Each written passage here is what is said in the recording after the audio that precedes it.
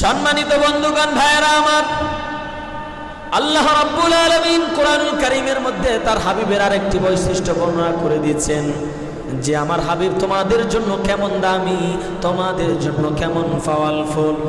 আল্লাহ রাব্বুল আলামিন কত সুন্দর করে জানান দিচ্ছেন, ওয়া মা আরসালনাকা ইল্লা রাহমাতাল লিল আলামিন।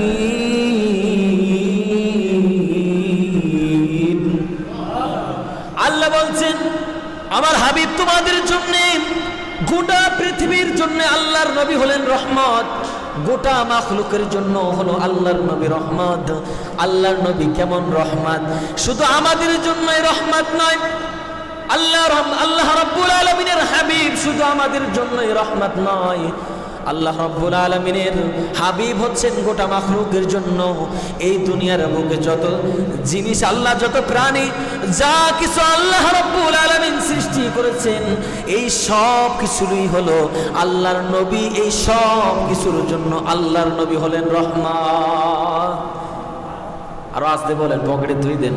খিচুড়ি খাওয়ার সময় বললেন, খিচুড়ি খাবেন আর বলবেন সুবহানাল্লাহ। সম্মানিত বন্ধুগণ, ভাইরা আমার, আল্লাহর নবী গোটা পৃথিবীর জন্য রহমত স্বরূপ আসলেন। শুধু দুনিয়াতের মধ্যে নয়, জংলার প্রাণী, জংলার মধ্যে যারা বসবাস করে যে প্রাণীগুলো, এই প্রাণীর জন্য আল্লাহর নবী হলেন রহমত। বলেন না সুবহানাল্লাহ। শুধু আপনার আমার জন্য নয়, এমন এক নবী আল্লাহ রাব্বুল আলামিন দুনিয়ার বুকে পাঠিয়েছেন, এমন এক দামি নবী আল্লাহ আপনার আমার জন্য দিলেন।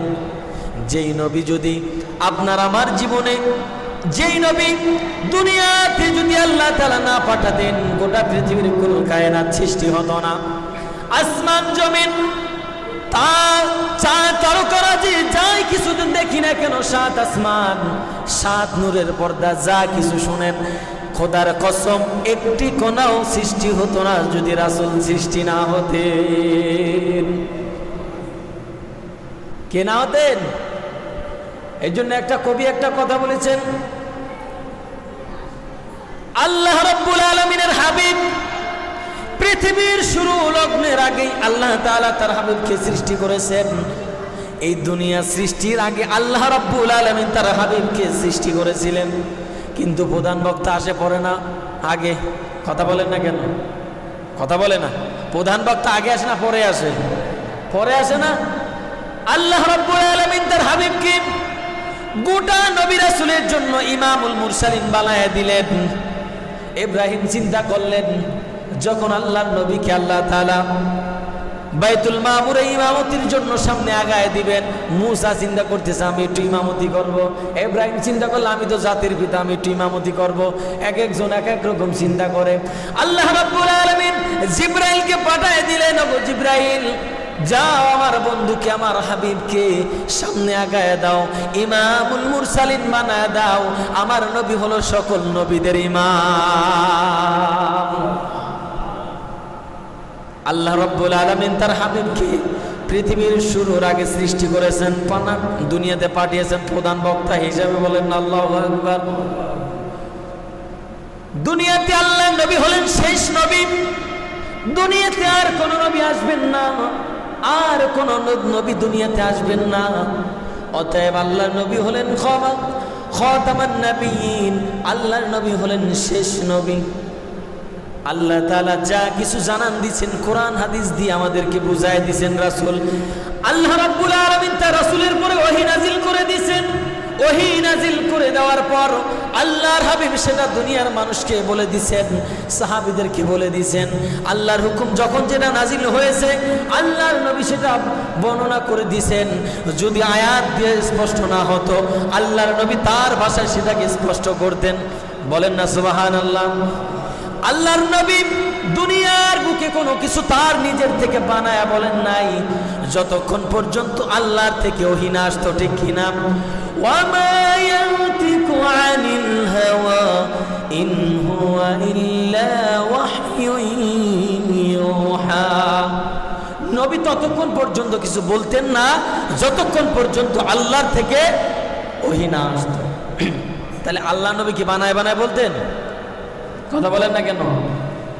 তাহলে আমাদের জন্য যে সুস্পষ্ট বিধানগুলো, আয়াতে কারিমার যে ব্যাখ্যাগুলো, হাদিসের ব্যাখ্যাগুলো, সেগুলো যদি সঠিক হয়ে থাকে বলেন, তাহলে আমরা মানি না কেন? কি বলেন? কি বলেন? আমরা মানি না কেন? মানা দরকার আছে না? কথা বলেন না কেন? মানা দরকার আছে না? আচ্ছা, আমরা তো রাসূলকে ভালোবাসি, ভালোবাসি না?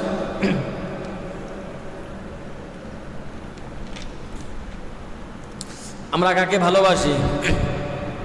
কাকে? রাসূলকে। কাকে? রাসূলকে। আচ্ছা, আমরা তো রাসূলকে ভালোবাসি, তা রাসূলের ভালোবাসা হিসাবে রাসূল হচ্ছেন আমাদের নেতা, হাউজে কাউসারের পানি পান করাবেন, কিয়ামতের ময়দানে সিজদায় পড়ে কাঁদবেন উম্মতের জন্য। আচ্ছা, যে রাসূল আপনার জন্য এত কিছু, আপনার আমার জন্য এত কিছু করছে, করে গেছে, বাস কিয়ামতের ময়দানে করবে, আচ্ছা বলেন তো ওই নবীর জীবনী আমাদের কয়জনের ঘরে আছে? কথা বলেন, কয়জনের বাড়িতে আছে ওই রাসূলের জীবনী নেই?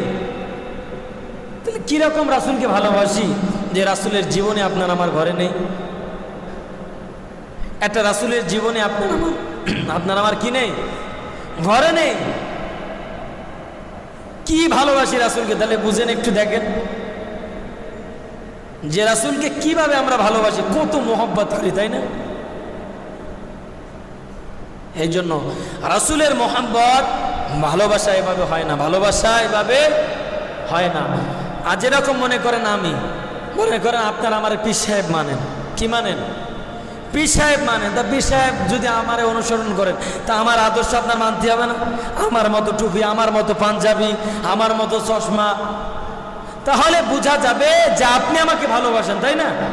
কিন্তু আমাকে আপনি ভালোবাসেন, আপনি আমার পীর মানেন, অথচ আমার আদর্শ আপনি মানেন না, তাহলে পীর মানেন নাকি ভাওতাবাজি করেন? কোনটা? ভাওতাবাজি ছাড়া আর কিছু না, ঠিক কি না? এক কথা বলেন, ভাওতাবাজি ছাড়া আর কিছু? এই জন্য রাসূলকে ভালোবাসতে গেলে রাসূলের সুন্নাহ লাগবে, রাসূলের আদর্শ লাগবে, শুধু নিজের ভিতরে নয়, আমার ভিতরে লাগবে, ফ্যামিলির ভিতরে লাগবে, স্ত্রীর মধ্যে লাগবে, মেয়ের ভিতরে লাগবে, ছেলের ভিতরে লাগবে, গোটা ফ্যামিলির ভিতরে আল্লাহর নবীর আদর্শকে বাস্তবায়ন করতে হবে। তাহলেই বোঝা যাবে যে আমি আল্লাহর নবীকে ভালোবাসি, ঠিক কিনা মুসলমান? আল্লাহ তাআলা সূরাত তাওবা আয়াত নাম্বার 24, অনেক লম্বা আয়াত। আল্লাহ তাআলা এখানে বলছেন, কুল ইন কানা আবাউকুম ওয়া আবনাউকুম ওয়া ইখওয়ানুকুম ওয়া আজওয়াজুকুম ইলা আয়াতিল আখর। আল্লাহ এই আয়াতে বলছেন, কুল, হে নবী বলে দিন। কি বলবে নবী? কাদেরকে বলবে? উম্মতদেরকে বলে দিন যে আপনার উম্মত যদি তার মা বাপ, তার ছেলে সন্তান, স্ত্রী, তাদের ব্যবসা বাণিজ্য, সকল প্রিয় জিনিস থেকে যতক্ষণ পর্যন্ত আপনাকে বেশি ভালো না বাসতে পারবে, ততক্ষণ পর্যন্ত তারা মুসলমান হতে পারবে। কথা বলে না?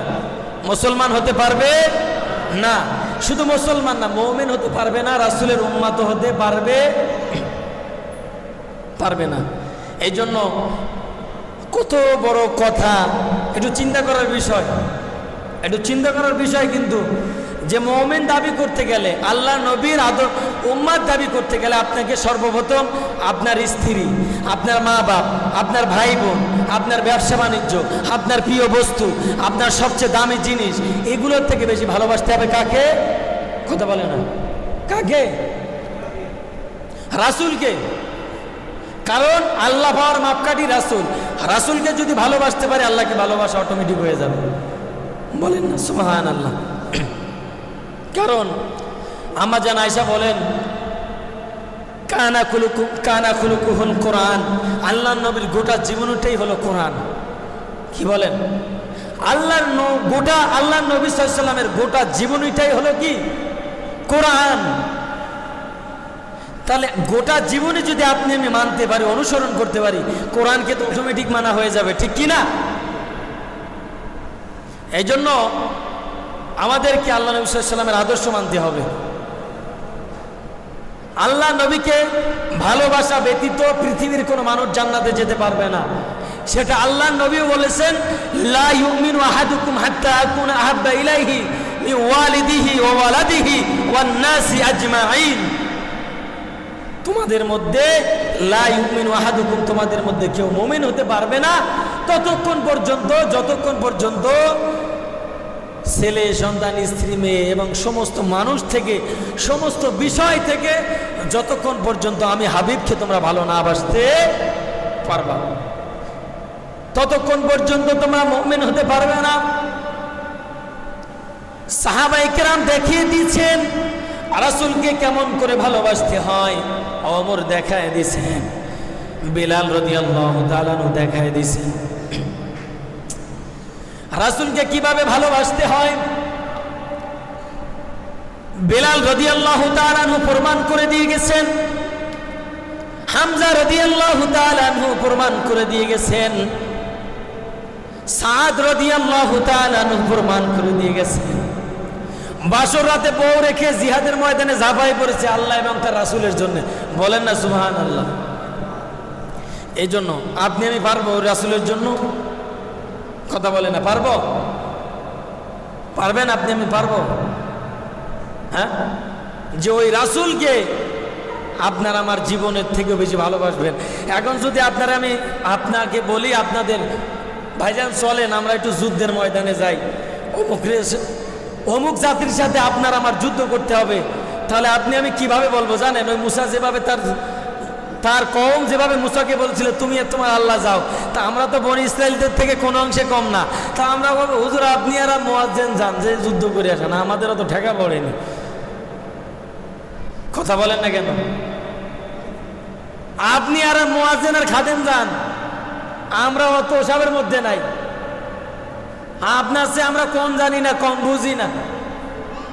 এই হচ্ছে আমাদের রাসূলের ভালোবাসা।